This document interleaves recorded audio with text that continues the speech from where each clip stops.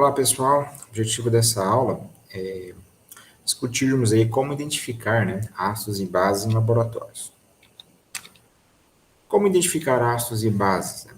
Com certeza não é seguro, identificarmos ácidos e bases provando o sabor dessas substâncias, ou cheirando elas, ou algo do tipo. Então, em laboratório, o que nós fazemos? Nós fazemos o seguinte: nós utilizamos indicadores de ácido e base. O que seriam esses indicadores? São substâncias químicas que, quando adicionadas ali no sistema que está sob análise, que quando adicionadas sob o material, substância, que está sob análise, elas conferem uma cor, diferente para aquela substância, para aquele material. O material, aquele sistema, que está sob análise, ele acaba tendo uma cor diferente na presença do ácido, aliás, na presença do indicador, tá? Então, aquela substância, aquele material que está sob análise, ao adicionar ali o indicador, ele passa a ter, ou não, passa a ter ou não uma coloração diferente. Então, o segredo aí da indicação, dos indicadores ácido e base, é que eles conferem uma cor diferente ao sistema, ao entrar em contato com aquele meio, que é ácido ou básico, ou neutro, como nós veremos também aqui no decorrer da aula. Então, nesse contexto, existem duas classes, os chamados indicadores naturais e os indicadores artificiais. Os indicadores naturais são substâncias químicas, que são encontradas, naturalmente, geralmente em plantas, Por exemplo, repolho roxo ele é roxo porque ele tem um pigmento. Esse pigmento ele pode ser extraído, por exemplo, com água,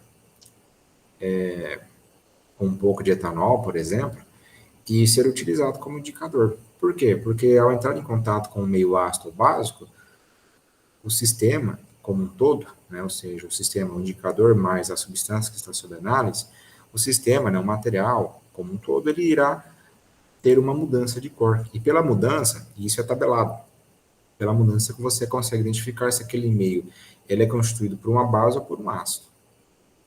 Como eu disse, existem os indicadores artificiais. A diferença dos artificiais para os naturais é que os indicadores artificiais eles são sintetizados pelos químicos em laboratório. Dois exemplos comuns, é o da fenolftaleína e o alaranjado de metila.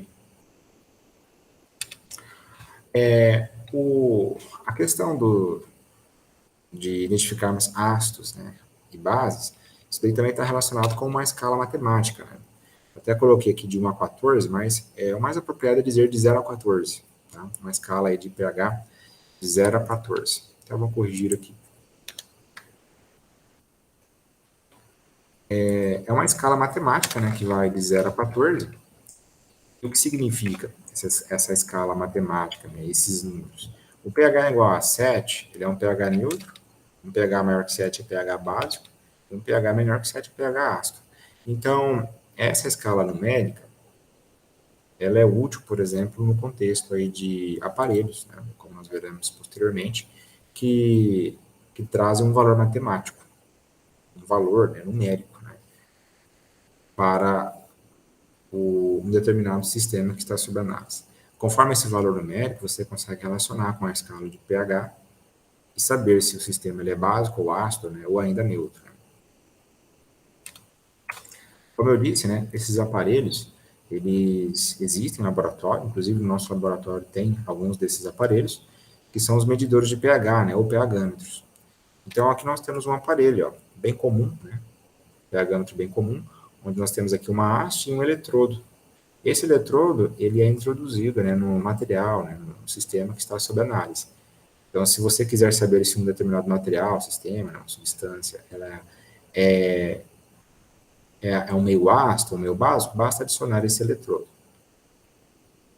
E conforme a metodologia correta, vai aparecer aqui um número, esse número você vai associar.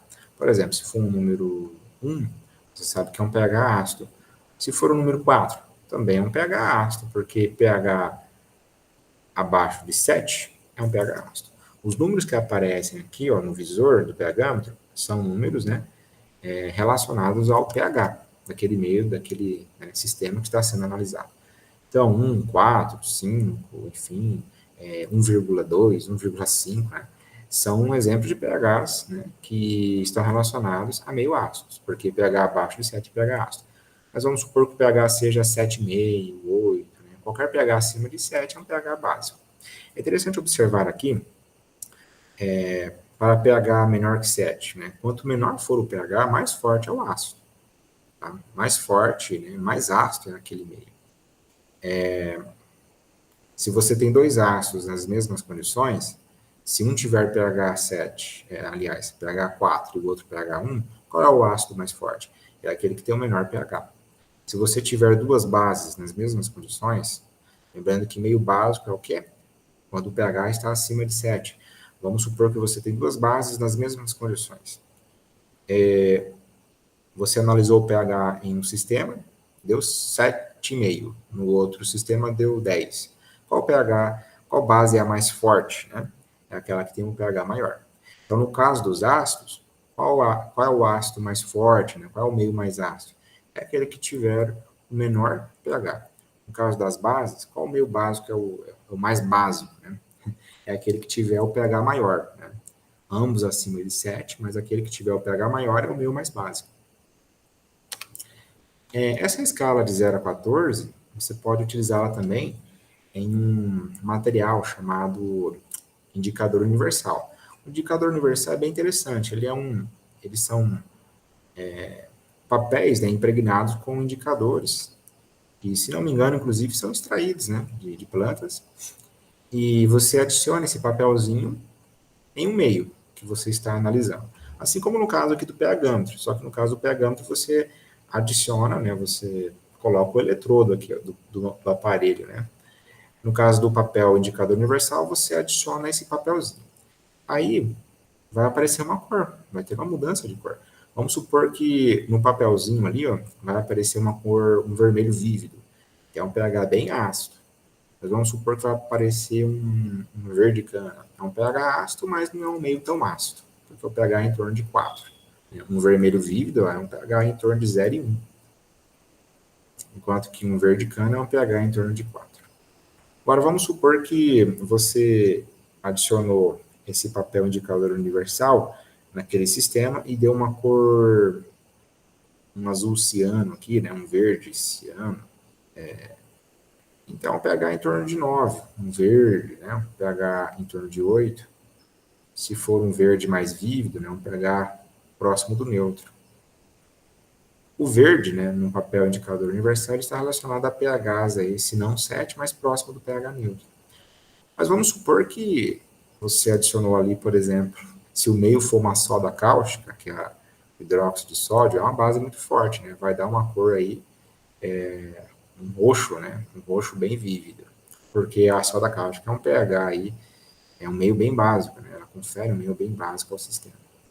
Quando adicionado em água, por exemplo, ela forma uma solução bem básica. pH em torno de 12. E assim por diante. Como eu disse anteriormente, né?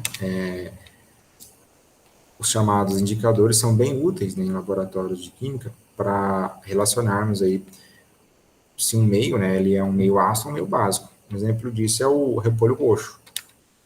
É interessante que o repolho roxo, ó, ele pode, ao ser adicionado em um determinado sistema, né, então você tem ali um sistema que está sob análise, o material que você quer analisar o pH dele.